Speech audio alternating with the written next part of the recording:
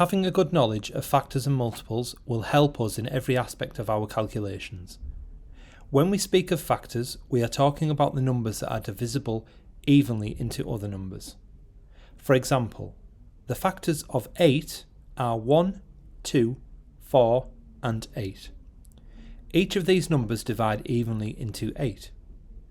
1 goes into 8 8 times, 2 goes into 8 4 times, 4 goes into 8 2 times, and 8 goes into 8 once. When talking of multiples, we are really looking at the times table for each particular number. For example, the multiples of 3 are 3, 6, 9, 12, and so on.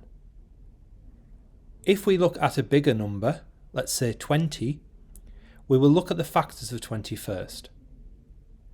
Just to be aware that every whole number, apart from the number 1, has at least 2 factors, themselves and 1. Now 20 can be divided into 1 and 20, and it can also be divided by 10, 4, 2 and 5.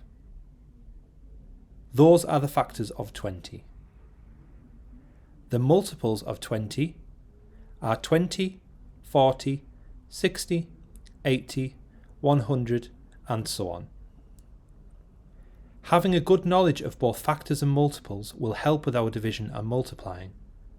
It will also help with understanding prime numbers and prime factorisation, something that we will cover in a later video. So, to summarise, factors are the numbers that will divide evenly into other numbers, and multiples are the products of multiplying two integers together.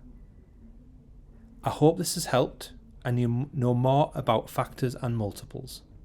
Thank you for watching, and please don't forget to like and subscribe to the channel.